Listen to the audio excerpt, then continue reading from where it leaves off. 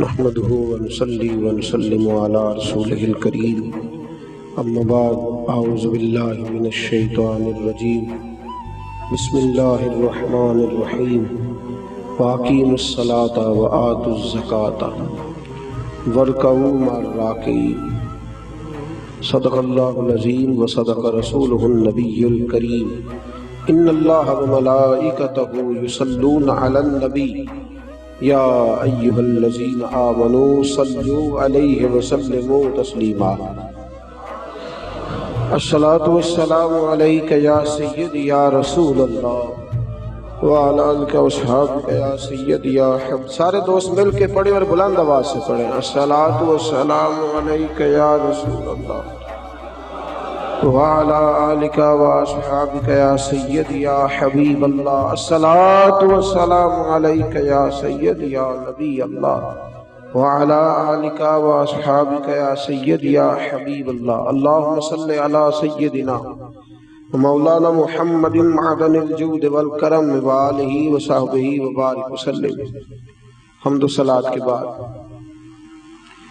زکوٰۃ اسلامی فرائض میں سے اہم فریضہ ہے۔ کلمہ طیبہ کے بعد نماز کا ذکر ہے اور نماز کے بعد زکوٰۃ کا ذکر ہے۔ زکوٰۃ اللہ تبارک و تعالی نے صاحب استطاعت اور صاحب ثروت لوگوں پر فرض کی ہے، 2 ہجری میں فرض ہوئی۔ اس کی فرضیت کا انکار کرنے والا کافر ہے، صحیح طور پر زکوٰۃ کو ادا نہ کرنے والا اور چشم پوشی کا مظاہرہ کرنے والا کبیرہ گناہ کا مرتکب ہے۔ آپ حضرات کو بڑی زیادہ توجہ کرنی پڑے گی، تھوڑا تھوڑا ٹیک کو چھوڑنا پڑے گا تاکہ شروع میں جو کچھ چند مسائل ہیں وہ تھوڑے باریک ہیں، آپ کی سمجھ میں آنے چاہیے۔ زکوٰۃ کا لغوی معنی کئی معنی ہیں، لیکن 2 معنی امام راغب اصفہانی علیہ رحمہ نے بیان فرمائے۔ زکوٰۃ کا ایک معنی تو پاک کرنے کا ہے، گویا جو آدمی مال کی زکوٰۃ دے دیتا ہے اللہ اس کے مال کو پاک فرما دیتا ہے۔ کم و بیش 40 سے زیادہ مقامات پر قرآن پاک نے زکوٰۃ کا ذکر فرمایا ہے۔ کتنی جگہوں پر؟ سارے بولیے گا۔ اتنی اہمیت کی حامل یہ چیز ہے۔ تو زکوٰۃ کا ایک معنی ہے پاک کرنے کے، پاک ہونے کے، اور زکوٰۃ کا معنی دوسرا یہ ہے وہ چیز جو بڑھ جاتی ہے، جس میں اضافہ ہو جاتا ہے، جس کی افزائش ہوتی ہے۔ گویا جو آدمی زکوٰۃ ادا کرتا ہے اللہ اس کے مال کو اضافہ عطا فرما دیتا ہے۔ قرآن مجید نے کہا وَأَقِیمُوا الصَّلَاةَ وَآتُوا الزَّکَاةَ، نماز قائم کرو اور زکوٰۃ ادا کرو۔ نماز قائم کرو اور زکوٰۃ، بولیے گا جی، زکوٰۃ۔ اور ترغیب و ترہیب میں حدیث ہے، میرے نبی پاک صلی اللہ علیہ وسلم نے فرمایا جو زکوٰۃ نہیں دیتا اللہ اس کی نماز بھی قبول نہیں فرماتا۔ اٹھا کے لے جا، جو زکوٰۃ نہیں دیتا اس کی نماز بھی قابل قبول ہے، اس لیے کہ اللہ تبارک و تعالیٰ نے ان دونوں چیزوں کو اکٹھا بیان فرمایا اور ان کو اکٹھا رکھا ہے۔ زکوٰۃ اسلامی فرائض میں سے 2 ہجری میں فرض ہونے والا اہم فریضہ ہے۔ زکوٰۃ صاحب نصاب عاقل بالغ آزاد مسلمان پر فرض ہوتی ہے۔ آگے ہمارا اپنا ایک مزاج ہے، ہم اپنی مطلب کی چیزیں بعض اوقات عکس کر لیتے ہیں۔ زکوٰۃ کا نصاب ہے جس شخص کی ضروریات زندگی نکال کر اس کے پاس اتنے پیسے جمع ہو جائیں جتنے 7.5 تولے سونے کے ہوتے ہیں یا 52.5 تولے چاندی کے ہوتے ہیں۔ کتنے کی ہے 52.5 تولے چاندی؟ 35-40 ہزار کی ہوگی۔ تو اس کا مطلب ہے جو آدمی اپنی ضروریات نکال کے 40 ہزار بھی جس کے بینک میں موجود ہے، سال گزرنے پر اسے بھی زکوٰۃ دینی ہے۔ اب جب ہم نصاب کرتے ہیں تو ہم چاندی کا کرتے ہی نہیں، ہم سونے والا نصاب کر لیتے ہیں تاکہ تھوڑا آگے جا کے زکوٰۃ فرض ہو، جلدی نہ ہو جائے۔ شریعت نے اجازت دیا یا چاندی کا کر لو یا सोने का कर, लेकिन चांदी का निसाब लोग जाग रहे हैं ना। अब रात अगर कोई सोए तो उसे थोड़ा जगाइएगा, ये आज फर्ज मसला है ना जी, इस पर गौर ज्यादा जरूरी है। अच्छा देखें, शरीयत का हुक्म है कि सदका फितर या 2.25 सेर गंदम या 3.5 किलो खजूरें किस हिसाब से देते हैं लोग? तो खजूरों के हिसाब से क्यों नहीं देते? बोले जी, कैसी अजीब बात है। हम अपनी अपनी मर्जी का मामला लेकर के चले, अपनी अपनी मर्जी का। याद रख मेरे दोस्त, रसूल पाक सल्लल्लाहु अलैहि वसल्लम ने फरमाया, लोग समझते हैं सदका देने से माल कम होता है। फरमाया, मैं अल्लाह का रसूल वादा करता हूं सदका देने से अल्लाह माल में इजाफा फरमा देगा।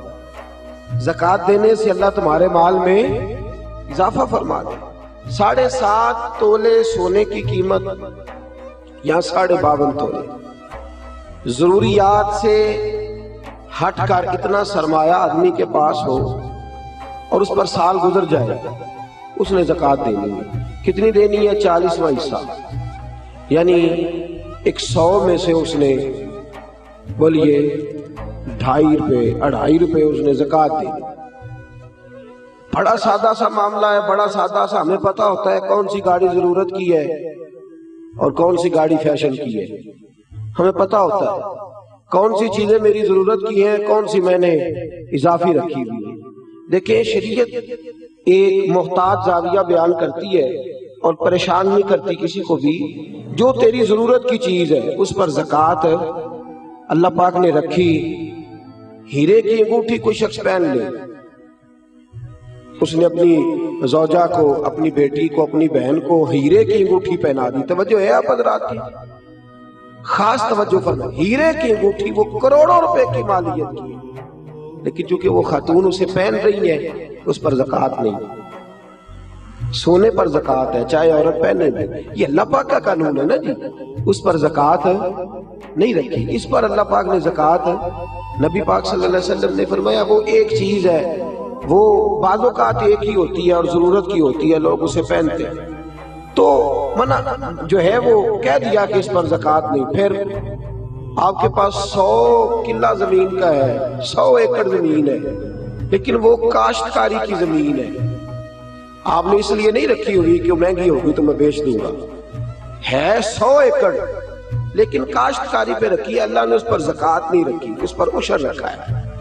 ज़कात नहीं है उस पर, ये अलग बात है। लोग उसके मसाइल भी नहीं सीखते, वो भी सही अदा नहीं करते। उशर हर फसल पर होता है, उस पर ज़कात नहीं रखी गई। हाँ, अगर वो किराए पे देता है, जैसे ठेके पे दी जाती है जमीन, तो उसका जो किराया आएगा उस पर ज़कात आएगी, और जो उस पर फसल काश्त करेगा उस काश्तकार ने उसका उशर देना होगा, ये जमीन की। लेकिन अगर किसी शख्स ने जमीन इस नीयत से खरीदी है कि मैं इतने चंद प्लाट ले लेता हूँ, कल को जरा महंगे हो जाएंगे तो मैं बेच दूंगा, तो वो उसका जो माल है वो माल तिजारत हो गया।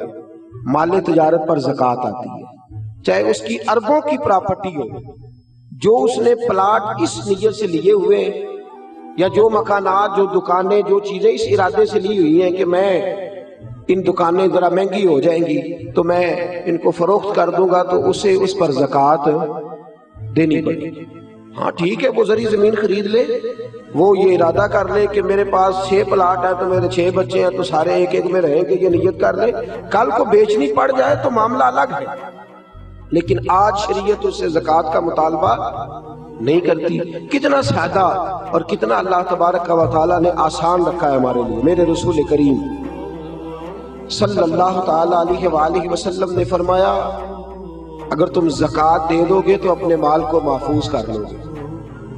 तुम अपने माल को महफूज कर लो, और इस तरह महफूज कर लोगे जिस तरह मजबूत किलो के अंदर कोई चीज महफूज होती है। ज़कात दे दोगे तो तुम्हारा माल महफूज हो जाएगा, बच जाएगा। फिर साल गुजरने पर ज़कात देनी है। साल गुजरने से मुराद वो वाले महीने नहीं, ओ वडेरिया ने याद कर लेने सौन भादों असू ते मुंडे कहने ने जनवरी फरवरी, तो इस्लामी महीने किधर गए जी? तो ज़कात जो है वो चांद के महीनों के हिसाब से फर्ज है, याद रखें। आला हज़रत फाज़िल बरेलवी रहमतुल्लाह तआला ने फतावा रज़विया शरीफ में फरमाया है कि चूंकि यही महीने हज के हैं, हज किस हिसाब से होता है? چاند کے حساب سے. کس حساب سے بولیے گا جی؟ رمضان کس حساب سے آتا ہے؟ اس دفعہ جون کے حساب سے آیا یا اپنے حساب سے آیا ہے؟ چاند کے. تو فرمایا اللہ تبارک و تعالیٰ نے ساری عبادات تیرے اوپر چاند کے حساب سے فرض کی ہے، تو زکوٰۃ بھی اسی حساب سے تیرے اوپر فرض ہوگی. جب سال گزر جائے گا تو زکوٰۃ تیرے اوپر فرض ہو جائے گی. اب جتنا بھی مال انسان کے پاس ایسا موجود ہے کہ جو اس کی ضروریات، فقہ کے اندر کہتے ہیں اس کو حاجات اصلیہ، وہ حاجات اصلیہ سے جتنا مال بھی زیادہ ہے. ایک آدمی کو ایک موٹر سائیکل کی ضرورت ہے اور اگر اس نے 2 رکھی ہوئی ہے تو اسے دوسرے پر زکوٰۃ دینی ہوگی. ضرورت کتنی کی تھی؟ ایک کی، اس نے 2 رکھ لی. جاگ رہے نا آپ لوگ، اللہ آپ کو جزائے خیر دے. تو 2 رکھ لی اس نے، تو اس نے زکوٰۃ دینی. اب زکوٰۃ کیا ہر سال دینی ہے؟ اگر ہر سال مال کے نصاب رہے گا، میں نے کہا تھا آپ کو تھوڑا سا توجہ کرنی پڑے گی، ہر سال وہ مال کے نصاب ہوگا اور سال کے شروع سے لے کر آخر تک اگر وہ مال کے نصاب رہا تو اس نے زکوٰۃ. درمیان کے اندر اگر کمی بیشی ہو گئی، یہ بات آپ نے غور سے سننی ہے. میرے پاس صدر الشریعہ مولانا امجد علی اعظمی رحمۃ اللہ علیہ خلیفہ اعلیٰ حضرت کتاب میں ساتھ رکھے ہوئے، ساتھ جو ہمارے ہاں انسائکلوپیڈیا ہے فقہ. میں بڑی باریک کر کے اور آسان کر کے مسائل فقہ آپ کی خدمت میں عرض کرنے کی کوشش کر رہا ہوں، سمجھیے گا بات. ایک شخص کے پاس پیسے موجود تھے، 10 لاکھ روپیہ پڑا تھا اس کے اکاؤنٹ میں. اب اس کے پاس یکم رمضان کو 10 لاکھ روپیہ تھا، لیکن درمیان میں وہ 9 بھی ہوا ہے، وہ 8.5 بھی ہوا ہے. جب اگلے سال کا یکم رمضان آیا تو وہ پھر 10 لاکھ ہو گیا. وہ چاہے 1 مہینہ پہلے ہو یا 1 منٹ پہلے، اس نے اس کی زکوٰۃ. اب وہ یہ نہیں کہہ سکتا کہ میرے پاس تو درمیان میں 2-3 دفعہ کم بھی ہوا ہے تو سال تو گزرا ہی نہیں. ہاں، مال فی نفس سے ہی ختم ہو جائے، بالکل ختم ہو جائے، رہے ہی نہ. ایک دفعہ 10 لاکھ کا 10 لاکھ ہی چلا گیا، اس کی جیب میں کوئی شے نہیں بچی. اب جب نئے سرے سے 10 لاکھ آئے گا تو سال اس حساب سے کاؤنٹ کیا جائے. تو اس پر زکوٰۃ دینی. ہاں، اگر اس نے قرض دینا ہے تو پہلے قرض ادا کرے گا، پھر وہ زکوٰۃ دے گا. زکوٰۃ دینے کی بات آپ کی سمجھ میں آ گئی؟ کتنی دینی ہے؟ نصاب کتنا ہے؟ ویلو پھر سونے دی گل ہی کرتے ہو. اللہ میں چاندی دی بھی کیتی ہے، 52.5 تولے چاندی یا 7.5 تولہ سونا، اس پر زکوٰۃ آئے گی. سال گزرنے کے بڑا آسان رکھا ہے شریعت نے اس نے، اور جو ضروریات سے زیادہ چیزیں ہوں گی اس پر زکوٰۃ آئے گی. اور مال تجارت پر زکوٰۃ آئے گی. سن لے، کس مال پر زکوٰۃ آئے گی؟ سارے بول دیں ایک دفعہ آپ کو یاد ہو جائے. کس مال پر؟ مال، یعنی جو مال آپ نے انویسٹ کیا ہوا ہے نا، نفع پر نہیں آئے گی. سن لے، مال تجارت پر ہے، یعنی جتنا دکان کے اندر مال پڑا ہے، کپڑا جتنا پڑا ہوا ہے، برتن جتنے پڑے ہوئے ہیں دکان کے اندر، جس قدر سامان پڑا ہوا ہے، سب کا حساب لگا کے زکوٰۃ دینی. سب کا حساب لگا. وہ اس طرح نہیں دینی زکوٰۃ کہ پرانے کپڑے نئے جو آئے تھے عید پہ وہ تو بک گئے، پرانے رہ گئے جن کو خریدتا کوئی نہیں، اب ارادہ کیا چلو یہ زکوٰۃ میں دے دیتے. اس طرح لن تنالوا البر حتی تنفقوا مما تحبون، فرمایا تجھے نیکی اس وقت ملے گی جب تو اپنی پیاری چیز اللہ کی راہ میں خیرات کرے، جب تو اپنی پیاری چیز اللہ کے راستے میں. اور سن لیں، جب کسی کو زکوٰۃ دیں گے تو اسے مالک بھی بنانا ہوگا. کیا کریں گے؟ اسے مالک بنانے سے مراد یہ ہے کہ آپ اس کے ہاتھ میں دیں گے کہ بھئی یہ تیرے ہیں، تو اپنی مرضی سے ان کو استعمال ہے. یہ نہیں کہہ سکتے کہ میں نے روٹی پکائی ہے چل کھا اور نکل جا، زکوٰۃ ہو گئی. اس طرح زکوٰۃ ادا. ایک صاحب، بعض اوقات لوگ جو ہوتے ہیں وہ آتے ہیں، ایک دوست میرے پاس بھی آئے، کہنے لگے مدرسے میں زکوٰۃ دینی ہے، مجھے کوئی کام بتائیں مدرسے کا، وہ کام میں کر دوں. میں نے کہا آپ کہیں اور چلے جائیں. بھئی زکوٰۃ سے مراد یہ ہے کہ آپ اس کو مالک بنائیں، جہاں ضرورت ہوگی وہاں وہ اس چیز کو خرچ. تو میں نے کہا ویسے بھی اگر اعتماد اتنا تھوڑا ہو تو وہاں تو زکوٰۃ ہوتی نہیں کہ مجھے بتا دیں کہ میں کچھ کر دوں. تو میں نے کہا تھوڑا تھوڑا دوسروں کو بھی دیانتدار سمجھے. سب نے دنیا سے جانا ہے، اللہ کی بارگاہ میں حاضر ہونا ہے، آپ کہیں اور چلے جائیں. ویسے بھی ہم نے تھوڑا رویہ اور طرح کا رکھا ہوا ہے ان معاملات کے اندر، ہم ذرا ویسے ہی محتاط چلتے ہیں۔ تو عرض کرنے کا مقصد یہ ہے کہ آپ سامنے والے کو مالک بنائیں، اسے آپ مجبور نہیں کر سکتے۔ ایک مثال سنیے، اگرچہ کپڑے دینے سے زکوٰۃ ادا ہو جاتی ہے، لیکن ایک آدمی کے پاس کپڑے تو ہیں، دوائی کے پیسے نہیں، آپ اسے زکوٰۃ دیتے ہیں، کہتے ہیں کپڑے خرید لے۔ اسے کپڑوں کی ضرورت ہے کہ دوائی کی؟ وہ بغیر دوائی کے اٹھ ہی نہیں سکتا چارپائی سے، آپ نے اسے پابند کر دیا ہے کہ تو نے کپڑے لینے، تو وہ کیا کرے گا؟ تو آپ اسے مالک بنائیں۔ اور پھر شریعت کہتی ہے کہ مستحب یہ ہے کہ ایک کو زکوٰۃ زیادہ دو تاکہ اس کا کچھ بن جائے، بلکہ حضرت عمر بن عبدالعزیز تو فرمایا کرتے تھے کہ اس کو زکوٰۃ لگتی ہو تو اتنی دے دو، اتنی دے دو کہ اگلے سال وہ خود زکوٰۃ دینے کے قابل ہو جائے۔ یہ جو بانٹنے کا طریقہ ہے نا، 100 کر کے، وہ فقیر ساری زندگی، اور میں اکثر کہتا ہوں مانگنے والا بھی ساری زندگی اسی چکر میں رہتا ہے، اسی چکر میں۔ حاجی صاحب نے اس دفعہ آٹے کا توڑا دیا تو جاتی دفعہ کہتے ہیں اگلے سال بھی ساڈا خیال رکھے گا۔ او خدا کے بندے، اگلے سال بھی تیرا یہی پروگرام ہے مانگنے کا ہی، تو یہ دعا کیوں نہیں کرتا کہ یا اللہ اگلے سال مجھے دینے کی توفیق عطا فرما، مجھے ہمت دے، اگلے سال میں دینے لگ جاؤں۔ تو زکوٰۃ آپ سامنے والے کو مالک بنائیں، اور ضروریات سے زیادہ حساب لگائیں ہر شے۔ سن لے، جو بچی کے لیے آپ نے جہیز بنا کے رکھا ہوا ہے اس پر بھی زکوٰۃ آئے گی، آپ نے اس پر بھی زکوٰۃ دینی ہے۔ آپ نے اپنے مکان کے لیے پیسے رکھے ہوئے ہیں کہ میں نے مکان خریدنا ہے، خرید لیں گے تو زکوٰۃ نہیں آئے گی، اور جب تک خریدتے نہیں اس وقت تک زکوٰۃ آئے گی۔ اللہ تبارک و تعالیٰ نے جو قاعدہ ہمارے لیے بیان فرمایا، ہمیں اس قاعدے کو ہمیشہ یاد، اور باریک حساب کریں زکوٰۃ کا، باریک حساب کریں، ایک آنا بھی پیچھے نہیں بچنا چاہیے، زیادہ سے زیادہ دیں، زیادہ سے زیادہ دیں۔ ہم لیتے وقت حساب باریک کرتے ہیں اور دیتے وقت کون سا کرتے ہیں بھلا؟ موٹا موٹا۔ جی وہ کیا ہوتا ہے جی؟ وہ موٹا موٹا تو چاہیے تھا نا، ذرا موٹا موٹا ہوتا، لیکن وہ ہم کام نہیں کرتے۔ باریک حساب کریں، فرض جو ہوتا ہے نا، فرض دیکھیں، ایک شخص کہتا ہے میں موٹا موٹا کر کے عشاء کی نماز پڑھ رہا ہوں، کتنی رکعتیں پڑھی ہیں؟ کہ مجھے یاد ہی نہیں، تو نماز ہو گئی اس کی؟ اسے پتا ہونا چاہیے میری انویسٹمنٹ کتنی ہے، میرے ضروریات کتنی ہے، اور میں نے کتنے پیسے میں بچاتا ہوں، مجھے ان پر زکوٰۃ دینی ہے۔ زکوٰۃ دینی کس کو ہے یہ سن لیں۔ یہ قرآن مجید نے 10 لوگ بیان کیے ہیں، لیکن ان میں سے کچھ ایسے ہیں جن کو اب زکوٰۃ نہیں دی جا سکتی، زکوٰۃ دی نہیں جا سکتی۔ مثلا ایک قرآن مجید نے مؤلفۃ القلوب بیان کی، جو لوگ نئے کلمہ پڑھتے ہیں ان کی تالیف قلب کے لیے ان کو ان کے گھر والے خاندان والے نکال دیتے تھے، ان کو بھی زکوٰۃ دی جا سکتی تھی تاکہ وہ اپنے پیروں پر کھڑے ہوئے۔ ایک زکوٰۃ دی جاتی تھی رکاب کو قرآن کہتا ہے، یعنی غلام آزاد کرانے کے لیے، وہ بھی معاملہ اب ختم ہو گیا۔ اب زکوٰۃ کس کو دیں گے؟ ایک زکوٰۃ لگے گی مسکین کو، فقیر کو اور مسکین کو۔ فقیر اس کو کہتے ہیں جس کے پاس ضروریات کی چیزیں موجود نہ ہوں۔ کون سی چیزیں جی؟ یعنی وہ اپنی ضروریات بھی بیچارہ خود پوری نہیں کر سکتا، وہ اپنی دوائی نہیں لے سکتا، وہ اس کی آمدن اتنی تھوڑی ہے کہ وہ جو اس کی تنخواہ ہے ماہانہ اس سے وہ اپنی گزر اوقات نہیں کر سکتا، تو اس کو کیا کہتے ہیں؟ فقیر، اس کو زکوٰۃ لگتی ہے۔ مسکین اس کو کہتے ہیں جو اتنا غریب ہو کہ صبح کی روٹی ہو اور شام کی روٹی بھی اس کے پاس موجود نہ ہو، اس کو بھی زکوٰۃ لگتی ہے۔ پھر اس کے بعد جو عاملین زکوٰۃ ہوتے ہیں، یعنی جن کی ڈیوٹی ہوتی ہے زکوٰۃ اکٹھی کرنے کی، ان کو بھی زکوٰۃ میں سے تنخواہ دینا جائز ہے۔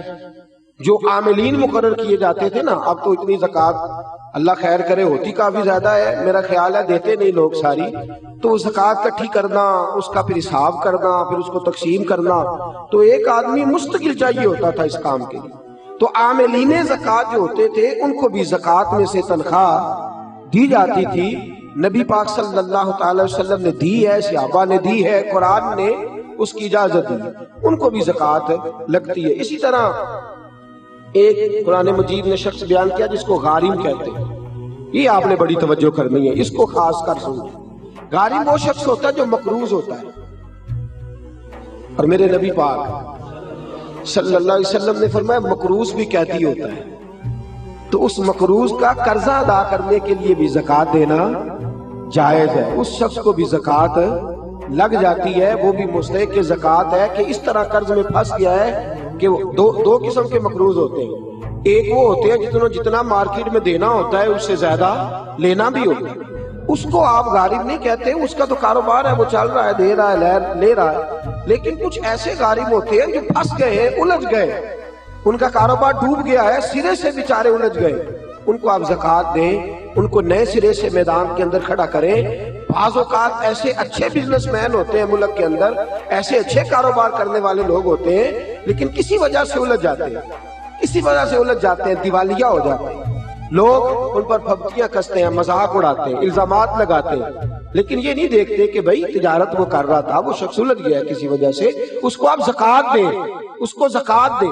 حضرت وہب ابن منبہ رحمت اللہ تعالی علیہ فرماتے ہیں سب سے زیادہ زکوٰۃ مقروض تاجر کو دو، اس لیے کہ تاجر ریڑھ کی ہڈی ہوتا ہے، اگر وہ کھڑا ہو جائے گا تو معاشرے میں کئی اور لوگ بھی کھڑے ہو جائیں گے، کاروبار ہوگا، فیکٹریاں لگیں گی، لوگوں کو روزگار ملے گا، تو سب سے زیادہ مقروض آدمی کا خیال رکھا جائے۔ پھر اس کے بعد فی سبیل اللہ، ایک ابن سبیل ہے، ابن سبیل کہتے ہیں مسافر کو، یعنی ایسا شخص جو گھر سے نکل آیا ہے، اس کے گھر میں مال بہت زیادہ تھا لیکن مسافر ہو گیا، جس جگہ وہ موجود ہے اس جگہ اس کے پاس پیسے موجود، ہاں اب یہ مسافر بھی مسافر نہیں رہے، اب تو 1 منٹ لگتا ہے، ایزی پیسے سے ہر چیز آ جاتی ہے، آن لائن ہو جاتی ہیں ساری چیزیں، تو یہ بھی اب حکم باقی، ہاں ایک فی سبیل اللہ لوگ ہیں، جاگ رہے ہیں آپ لوگ، ایک بار سبحان اللہ کہیے سارے، ایک فی سبیل اللہ لوگ، یہ کون؟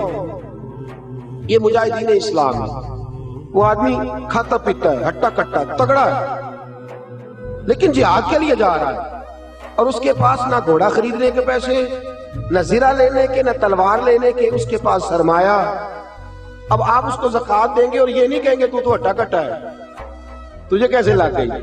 شریعت کہتی ہے کہ اس کو زکوٰۃ لگے گی، اس کو زکوٰۃ دیں گے۔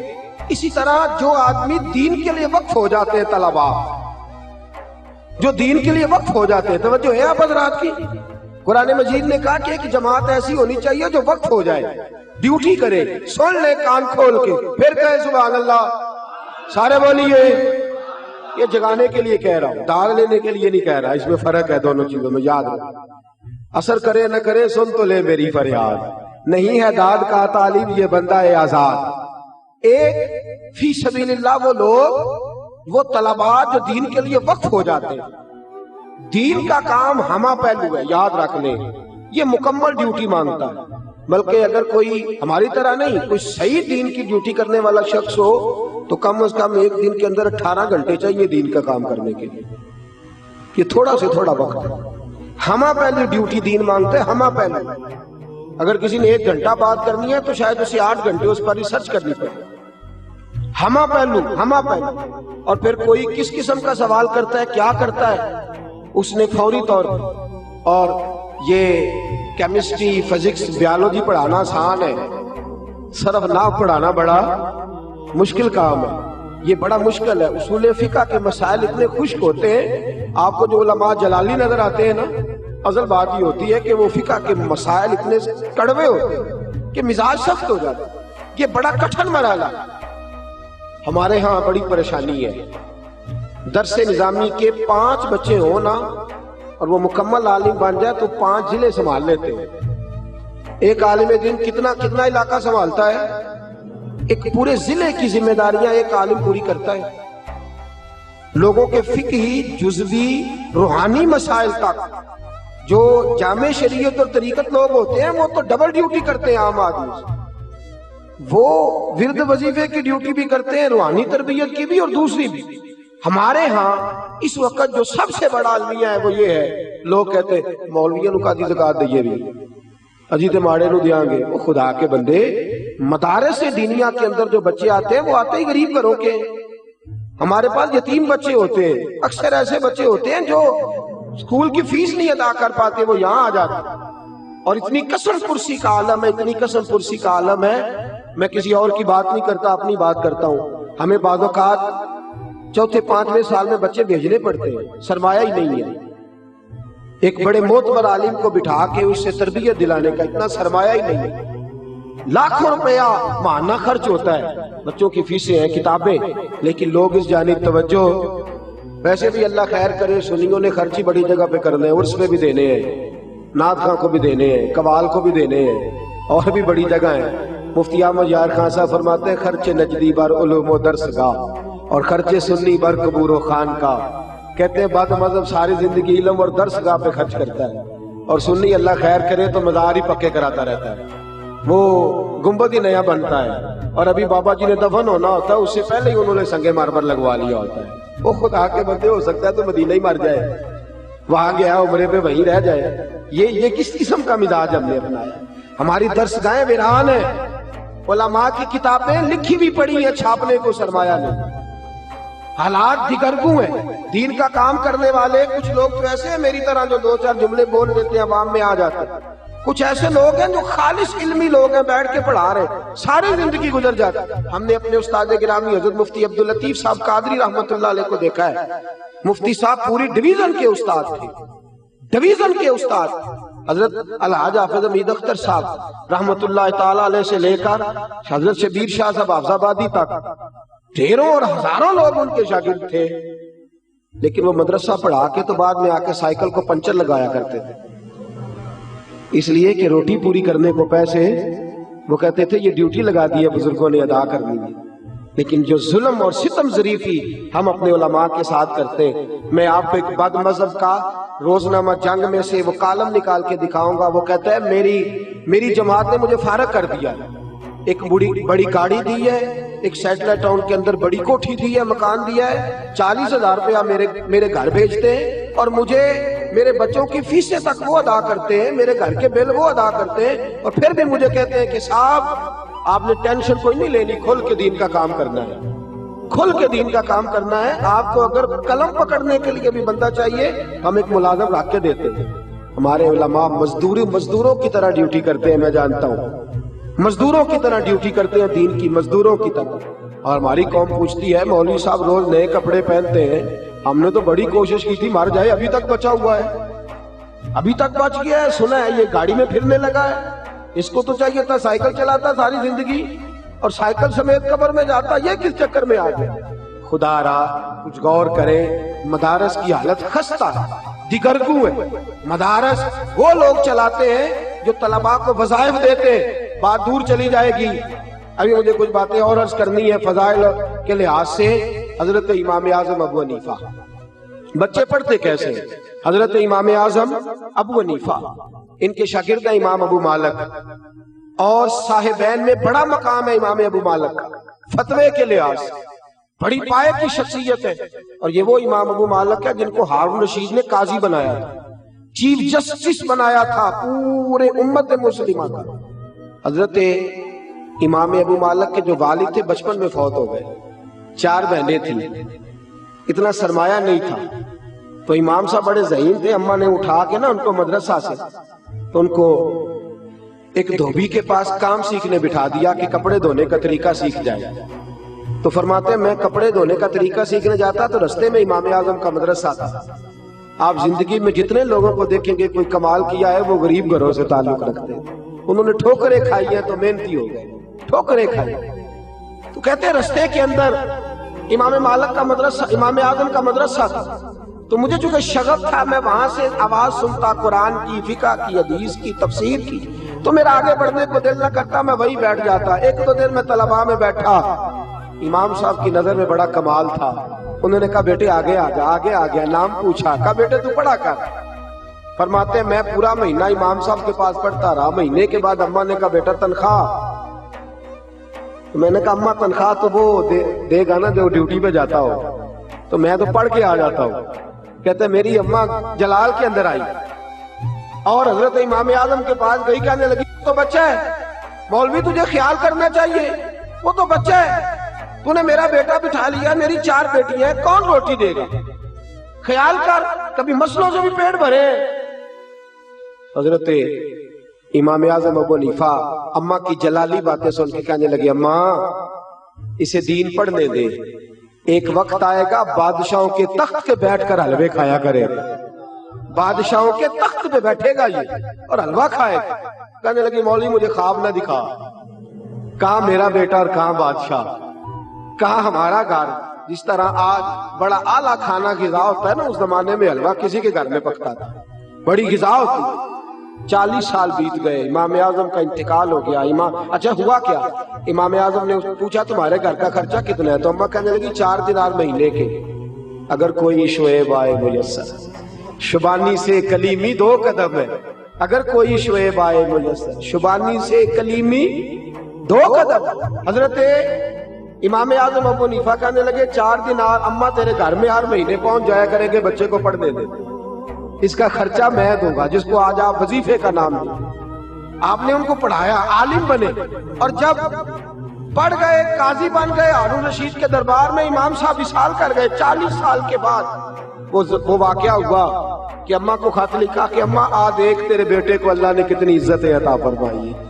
تو اماں گھوڑے پہ بیٹھ کے بغداد گئی، تو ہارون رشید نے کوئی مسئلہ پوچھنا تھا، تو لوگ سارے چلے گئے، تو تخت پہ بیٹھا ہے، حلوہ پکا ہوا تھا۔ کہنے لگا امام صاحب یہاں آ جائے میرے پاس، حلوہ بھی کھاتے رہے اور مجھے بات بھی سمجھاتے رہے۔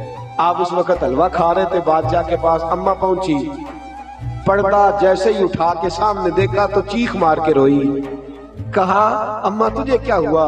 کہنے لگی اللہ ابو حنیفہ کی قبر پہ رحم کرے، اس نے 40 سال پہلے کہا تھا رب نے دین کی برکت سے آج میرے بیٹے کو وہ عزت عطا فرما دی۔ تو خدا را مدارس دینیہ کی طرف ضرور خیال کریں۔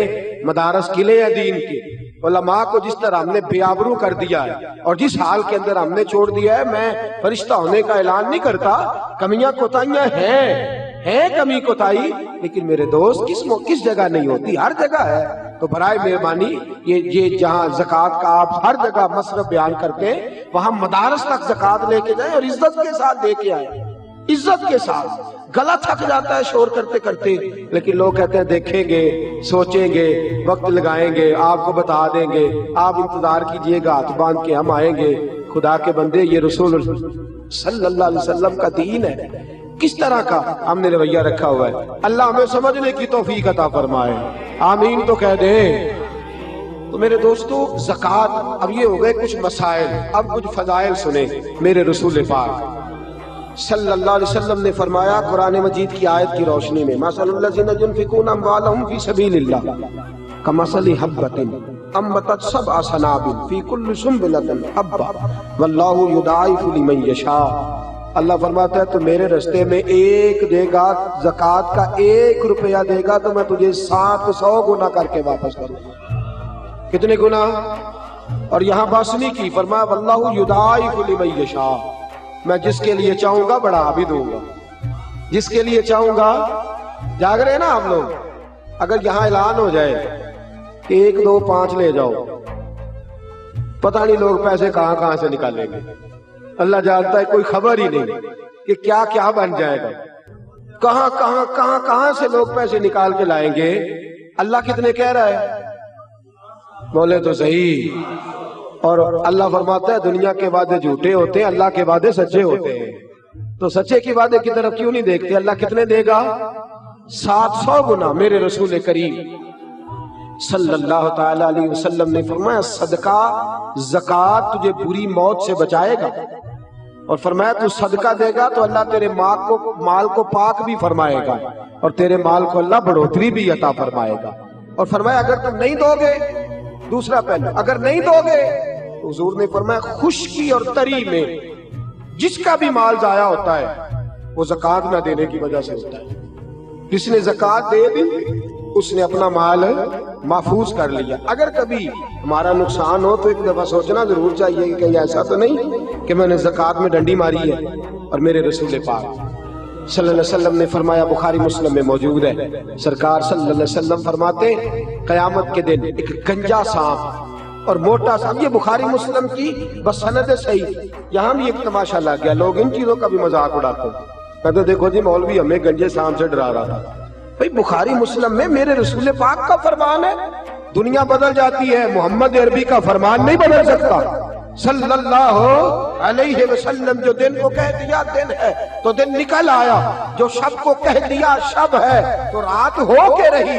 خدا نے ان کی زبان کو وہ اختیار دیا، جو نکلی منہ سے ان کے وہ بات ہو کے رہی۔ میرے نبی کریم علیہ السلام نے فرمایا اگر تو زکوٰۃ نہیں دے گا تیرا مال گنجا سام بن کے قیامت میں تیرے گلے میں لٹک جائے گا، جب تو اسے پیچھے کرے گا تو کہے گا انا مالو کا انا کنزو کا، مجھے پیچھے کیوں اٹھاتا ہے، میں تیرا مال ہوں، میں تیرا خزانہ ہوں۔ وہاں تو گن گن کے رکھتا تھا، 10 والے الگ، 50 والے الگ، 100 والے الگ، اور یہاں تو اب مجھے دور ہٹا رہا ہے، مجھے سینے سے لگا۔ میرے رسول پاک صلی اللہ علیہ وسلم فرماتے ہیں مرنے سے لے کر قیامت تک وہ مال روز قبر میں آ کے اسے ڈسے گا، اور اتنا ڈسے گا کہ پریشان ہو جائے۔ میرے دوست جنہ لی تم پاپ کمائے، ہن دس نہ کتنے نہیں ہو تیرے گھر دے، چھوڑ کے تو چلا گیا۔ بچے تو تیرے لیے سالے ثواب کرتے ہوئے ڈر رہے، لاکھ اور کروڑوں کی جائیدادیں لوگ چھوڑ گئے، پیچھے سے کوئی ڈب سے یہ سالے ثواب بھی کرنے کو تیار نہیں۔ مال کون دیتا ہے؟ شک ہے کوئی؟ کون دیتا ہے؟ زکوٰۃ کا حکم کون دیتا ہے؟ تو جب دیتا ہے تب کیوں نہیں منع کرتے کہ ہم نے نہیں لینا؟ جب وہ کہتا ہے واپس کرو تو لوگ ہٹ جاتے ہیں، لوگ پریشان ہو جاتے ہیں۔ عجیب معاملہ ہے ہمارا بھئی۔ اللہ پاک ہمیں نفع دیتا ہے، اللہ ہمیں اجر دیتا ہے۔ جس کی 5000 مرلہ زمین تھی خدا نے اس کی 5 لاکھ کی مرلہ کر دی، وہ خدا کا بندہ زکوٰۃ دینے کو تیار نہیں ہوتا، اڑا ہوا ہے۔ سنیں تفسیر ابن کثیر اور تفسیر کبیر امام راضی کی، حضرت امام راضی نے لکھا ہے، صاحب در منصور امام سیوطی نے لکھا ہے کہ رسول پاک صلی اللہ علیہ وسلم کی خدمت میں ایک شخص آیا، کچھ لوگوں نے نام بھی بیان کیا ہے سالبہ بن ابی حاتم، لیکن بہت سارے محدثین کہتے ہیں یہ نہیں تھے، کوئی اور شخص تھا۔ بہرحال اس اختلاف سے بچتے ہوئے یہاں تک بہرحال ثابت ہے کہ وہ ایک شخص تھا، وہ آیا در رسالت مآب پہ صلی اللہ۔ اٹھئے گا ذرا، جاگیے گا ذرا، کھولیے گا ذرا آنکھیں، یہ رنگ بھی ذرا ملاحظہ فرمائیے گا، اس انداز کو بھی دیکھیے گا۔ آیا کہنے لگا حضور غریب ہوں، ماڑا ہوں، دعا کر دے اللہ مجھے پیسے دے دے، اللہ مجھے۔ میرے پاس بھی ایک دوست آئے محبت کے ساتھ، کہنے لگے حضرت جی دعا کرو، تسی بڑے پریشان رہندے، دعا کرو مینوں اللہ پیسے دے، میں بڑے دیاں گا مدرسے میں۔ میں کہ یا اللہ انہوں 10 کروڑ دے، 9.5 کروڑ تیرے رستے تے دے چھڑے گا۔ آندھا نہیں ٹھیک ہے، اور میں کہ اجے تے آئے نہیں، دعا شروع ہون لگی ہے، تو پہلا ہی نہیں کھول کے بولیا یار، تینوں تے 50 لاکھ پھر بھی پہ بچدا سی، اینوں 10 کروڑ دے کنے دے چھڑے گا؟ ایماندار اندر سے دینے انہیں 9.5 کروڑ نہیں دینا۔ اصل گل ہے اسی اپنی پہ گل کر لیں، آپ نہیں دینا۔ یہ حال ہے، ہم ابھی آئے نہیں، دعا کا معاملہ ہے۔ کہنے لگا دعا کر دیں، تو مجھے تو پتا ہوتا ہے نا تھوڑا میں بیچ رہتا ہوں، تھوڑا لوگوں کو تو میں نے کہا یا اللہ انہوں دے 10 کروڑ، یہ 9.5 کروڑ شام نو تین دے چڑے گا۔ اندر نہیں ٹھیک ہے دھیان دے، میں کہ نہیں اجے تو بھائی دعا دی گل پئی ہوندی، پہلے ہی تیرا حال خراب ہو گیا۔ میرے رسول پاک صلی اللہ علیہ وسلم کی خدمت عالی مرتبت میں اس نے کہا یا رسول اللہ بڑی غربت ہے، پریشان ہوں۔ تو حضور علیہ السلام نے فرمایا تو جس حال میں ہے بہتر ہے، تو جس حال میں ہے قبولیت نیچے آ جاتی ہے۔ آپ فرماتے ہیں کہ عنایت کا صحرا، اجابت کا جوڑا، دلہن بن کے نکلی دعائے محمد، دلہن بن کے نکلی اجابت قبولیت کہتے ہیں۔ فرماتے ہیں اجابت نے جھک کر گلے سے لگایا، قبولیت خود نیچے آ گئی، اجابت نے جھک کر گلے سے لگایا بڑی ناز سے جب دعائے محمد، کیونکہ خدا کی رضا چاہتے ہیں دو عالم، خدا چاہتا ہے رضائے محمد صلی اللہ علیہ۔ تو نبی کریم نے ہاتھ اٹھائے، جب حضور ہاتھ اٹھاتے ہیں تو اللہ جھولی بھر کے ہی عطا فرماتا ہے۔ فرمایا جا بھی دعا ہو گئی، جا بندوبست کر۔ وہ کہتا ہے میں نے 4 بکریاں لے لی، تھوڑے دن گزرے تو 400 چند مہینوں میں، پتہ نہیں کہاں سے اور خریدی گئی، کیسے ہو گیا۔ کہتا ہے مجھے کوئی سمجھ نہیں، خود کہتے کوئی سمجھ نہیں آئی۔ پھر وہ ہزاروں میں ہو گئی، مدینے کی گلیاں تنگ ہو گئی، کوئی حویلی نہ بچی جہاں رکھ سکوں۔ پہلے 5 نمازیں مسجد میں، پھر فجر عشاء رہ گئی، پھر کوئی دیہاڑے گزرے تو جمعہ آ گیا، پھر کچھ وقت گزرے تو دور چلے گئے، کبھی کبھی آنے لگے۔ بڑا مال کس نے دیا؟ دعا کس نے فرمائی؟ 2 ہجری میں زکوٰۃ فرض ہو گئی۔ میرے نبی پاک نے حضرت ابو ہریرہ اور 2 صحابہ کو بھیجا، فرمایا اسے کہو زکوٰۃ دے۔ اس نے جب دیکھا نا کہ 5 اونٹوں پر ایک بکری دینی پڑے گی، تو یہ کروڑ روپیہ ہویا تو 2.5 لاکھ دینا پینا. پریشان ہو گئے. پہلے تو کہنے لگا آپ آگے سے لے آئیں, واپس آئیں تو میں صاف کرتا ہوں, میرا ذرا صاف لمبا ہے. چلے گئے صحابہ, واپس آئے, کہا ہاں بھائی. کہنے لگا یار یہ کوئی جزیے کی, یہ کوئی ٹیکس نہیں بن گیا اسلام میں بھی. تم جاؤ نبی پاک کی بارگاہ میں, حضور سے جا کے عرض کرو میں خود حاضری دوں گا, آؤں گا میں. اللہ اکبر.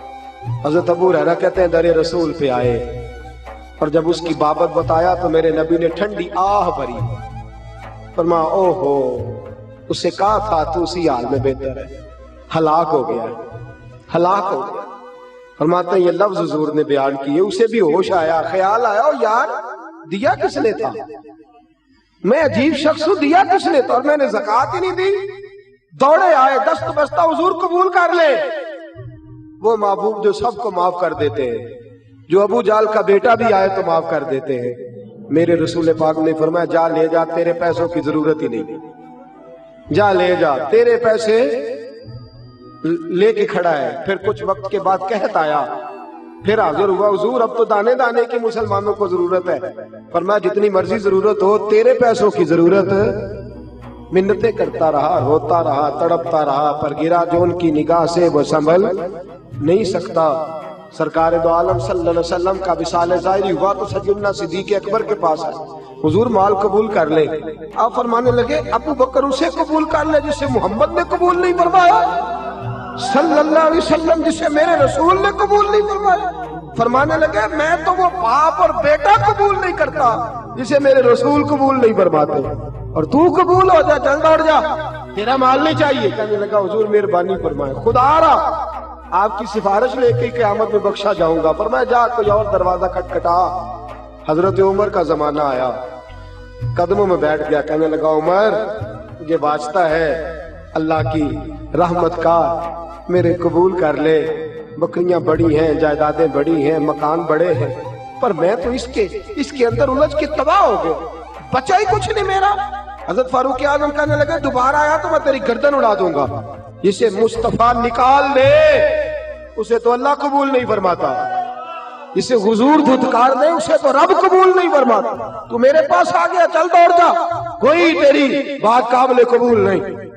حضرت عثمان غنی کے پاس آیا, عثمان غنی سے کہنے لگا حضور آپ تو مسائل کو جانتے ہیں, میں تھوڑی دیر کے لیے, او خدا کے بندو غور کرنا, میں تھوڑی دیر کے لیے بہک گیا تھا اور اس وقت سے آج تک توبہ کر رہا ہوں, مجھے معافی مل جائے. آپ فرمانے لگے معافی تجھے قیامت میں وہی دیں گے جو تجھ سے ناراض ہوئے, ہمیں معافی دینے کا حق, جا جا چلا جا, تیری زکوٰۃ قابل قبول. حضرت عثمان کے زمانے میں انتقال ہو گیا, چلے گئے, بات ختم ہو گیا معاملہ. خدا را میرے دوست, ڈر اس وقت سے جب رب کہے جا تیرا قبول ہی نہیں, ڈر اس وقت سے جب رسول پاک صلی اللہ علیہ وسلم فرمائے جا رکھ اپنے پیر, سنبھال کے رکھ پیسے, ان کو گنتا رہنا. الہاکم التکاثر حتی زرتم المقابر, قبر تک جا اور گنتا ہی رہ, ان کو گنتا ہی رہ, اسی چکر میں رہنا. ڈر جائے اس وقت سے, ڈر جائے, ڈر جائے. وہ آپ نے حدیث سنی ہوئی ہے نا, موجود ہے نسائی کے اندر. ایک بندہ اندھا تھا, ایک کوڑا تھا, ایک گنجا تھا. فرشتہ آ گیا تینوں کے پاس, اللہ نے بھیجا. اس سے پوچھا اندھے سے تجھے کیا چاہیے انسانی شکل میں. کہنے لگا آنکھیں مل جائیں تو کیا ہی بات ہے. مال کون سا پسند ہے؟ کہنے لگا بکریاں آ جائیں تو کیا ہی بات ہے. 2 بکریاں دی, اللہ نے لاکھوں کر دی. پھر وہ گھوڑے کے پاس گیا, تیرا کیا حال ہے؟ کہنے لگا اگر یہ وجود ٹھیک ہو جائے تو سب ٹھیک. ہاتھ پھیرا تو اللہ نے شفا دے دی. کون سا مال پسند ہے؟ گائیں بھینسیں بڑی پسند ہے, جا تجھے دے دی. ہزاروں گائیں بھینسیں آ گئی. گنجے کے پاس گیا, تیری کیا حالت ہے؟ کہنے لگا بال آ جائیں تو کیا بات. اس نے کہا اچھا, ہاتھ پھیرا تو اللہ نے بال عطا فرمائے. کہا کون سا مال پسند ہے؟ کہنے لگا اونٹ بڑے پسند ہے. 2-4 اونٹ دیے تو اللہ نے لاکھوں کر دیے. وقت گزر گیا, رب نے فرما دیا ہم نے تھا, دیتا کون ہے؟ بولے. فرمایا جاؤ اس سے جا کے کہو واپس بھی کر تھوڑے سے. اس کے پاس آئے اندھے کے پاس, اس کو کہا یار اب انسانی شکل میں فرشتہ شکل بدل, بھائی وہ کچھ پیسے دے اللہ کی راہ میں, اللہ کے نام پہ. کہنے لگا میرے بڑے خرچے ہیں, یہ لفظ ہے حدیث میں, میرے بڑے مسئلے ہیں. میں بھائی بڑیاں تھاواں تے دینا ہوندا حضرت صاحب, میں گھر لائے, میں بندے لائے, ٹھیک ہو گیا جناب. صحیح ہو گیا، اچھا ایسے ہی ہوگا، اس نے ظن ہے، اللہ پاک اور برکت عطا فرمائے۔ تو کہنے لگا جی میرے بڑے مسائل ہیں، میں کہاں دے دوں تجھے، تو جا کوئی اور کام کر۔ میرے نبی پاک صلی اللہ علیہ وسلم فرماتے، فرشتہ کہنے لگا میں نے تو سنا ہے تو پہلے اندھا تھا، بھوکا ننگا تھا، کچھ بھی نہیں تھا۔ کہنے لگا خبردار، تجھے کس نے کہا، میرا تو دادا بھی بڑا امیر تھا، پردادے کی بھی کیا ہی بات، دوڑ جا۔ اس نے کہا چل جیسا تو تھا ویسا ہی۔ اللہ اکبر، اللہ اکبر۔ میرے دوست، غریب آدمی امیر ہو جائے تو بچ جاتا ہے، امیر اگر کبھی غریب ہو جائے تو پھر پھنس جاتا ہے، مشکل ہو جاتا ہے، تڑپ اٹھا۔ آنکھیں بھی رب نے لے لی، مال بھی اللہ نے لے لیا، روتا ہے، تڑپتا ہے، معافی مانگتا ہے، پر اب اسے معافی۔ پھر وہ آیا گھوڑے کے پاس، تیرا کیا حال ہے؟ تو کہنے لگا بڑے پیسے ہیں، خیر صلی اللہ۔ تو کہنے لگے اللہ کے رستے میں دے۔ کہنے لگا خرچے ہی بڑے ہیں، بڑے مسائل، بڑی پریشانی ہے، بڑے معاملات ہیں۔ اس نے کہا میں نے سنا تو پہلے کوڑا تھا، کچھ بھی نہیں تھا تیرے پاس، خبردار زبان سنبھال کے بات کر، میں تو دادا پردادا رئیس اعظم ہوں، تو کس چکر میں بھول گیا اپنا پچھلا سارا دور۔ کہا اچھا اگر ایسا ہے تو جیسا تو تھا ویسا ہی ہو جا۔ پھر سے معذور ہو گیا، پھر سے فالج زدہ ہو گیا، سارا مال تباہ ہو گیا۔ محبوب پاک فرماتے ہو بھائی ساری انگلیاں ایک برابر نہیں ہوتی۔ گنجے کے پاس گیا فرشتہ اور جا کے کہا اللہ کے نام پہ کچھ دے، اس کی تو چیخ ہی نکل گئی، وہ تڑپ اٹھا، کہنے لگا تو بول میں کیا دوں، تو ہاتھ رکھ، سارا ہی میرے رب کا ہے۔ اور پھر تڑپ کے کہنے لگا مجھے زمانہ یاد ہے، میں تو گنجا تھا، لوگ نفرت کرتے تھے، میرے پاس کوئی بیٹھتا نہیں تھا، اور کہا حال میرا یہ تھا کہ میں کوڑی کوڑی کا محتاج تھا، عرش کے مالک نے کوئی مسیحا بھیجا ہے، اس نے ہاتھ رکھا ہے، خدا نے شفائیں بھی دی ہیں، عطائیں بھی دی ہیں، سارا کچھ میرے رب کا ہے، تو جتنی چیزوں پہ ہاتھ رکھے گا میں ساری تجھے دے دوں گا۔ فرشتہ کہنے لگا مال بھی تجھے مبارک ہو، حسن بھی تجھے مبارک ہو، جائیداد بھی تجھے مبارک ہو، تو بڑا کھرا نکلا ہے اور تو نے اپنا مال پکا کر لیا ہے، اب جب تک تو زندہ رہے گا خدا تجھے اسی طرح موج میں ہی زندہ رکھے گا، اسی طرح تو زندہ رکھے گا، تیرے عروج کو کبھی زوال نہیں آئے گا، تیری عزت کو کبھی ذلت نہیں آئے گی، تیرے اس بلندی کو کبھی پستی نہیں ملے گی۔ خدا را اگر بلندیاں چاہتے ہو زکوٰۃ صحیح صحیح ادا کرے، زکوٰۃ صحیح صحیح ادا کرے، ٹٹول کے ادا غور کرے، اور زکوٰۃ لینے والے بھی خیال کریں۔ یہ ایسا تو نہیں کہ ہم غلط انداز میں زکوٰۃ لے رہے ہیں، ہماری بنتی نہیں اور ہم اس چکر میں پڑے ہوئے ہیں، بہت بڑا مسئلہ ہے، اس کو یاد رکھ۔ خبردار، میرے رسول پاک کے گھر میں بھی کئی مہینے چولہا نہیں جلا، لیکن فرمایا میری اولاد پر حرام ہے اگر صدقہ زکوٰۃ لے۔ خیال کریں، خودداری اور عزت نفس کی زندگی گزارے، دیار عشق میں اپنا مقام پیدا کر، نیا زمانہ نئے صبح و شام پیدا کر، میرا طریق امیری نہیں فقیری ہے، خود ہی نہ بیچ غریبی میں نام پیدا کر، خود ہی نہ بیچ غریبی میں نام پیدا، دونوں طرف خیال رکھیں۔ میرے دوستو صحیح زکوٰۃ ادا کریں، اس کے مسائل سے آگاہی حاصل کریں۔ اگر آپ زکوٰۃ دینے والے ہیں اور آپ کو حساب میں کوئی پریشانی ہے تو علماء کے پاس بیٹھے، علماء اہل سنت کے پاس، وہاں سے اپنے معاملے کو اچھے طریقے سے حل کریں، حساب کر کے صحیح زکوٰۃ آپ خرچ کریں، اور زکوٰۃ دینے والے بھی خاص کر کے احتیاط کریں کہ وہ شخص جو بلا وجہ یہ کام کرے گا، قرآن مجید کہتا ہے وہ جہنم کی آگ سے اپنے پیٹ کو بھرے گا، وہ بھی اس بات کا خاص خیال کرے کہ یہ بڑا مشکل مرحلہ ہے، یہ سرمایہ یہ بڑا مشکل ہوتا ہے، اس سے بچے جتنی احتیاط ہو سکتی ہے۔ میرے رسول پاک صلی اللہ علیہ وسلم نے فرمایا تو زکوٰۃ دے، اللہ تیرے مال کو بڑھا دے گا، تو زکوٰۃ دے، رب کریم تیرے مال کو مضبوط قلعوں کے اندر بند کر دے گا۔ اللہ پاک صحیح معنوں میں سمجھنے کی توفیق عطا فرمائے، ہمیشہ بدعت خیر الانام میں گزرے، دعا ہے یہ عمر درود و سلام میں گزرے، آخر دعوانا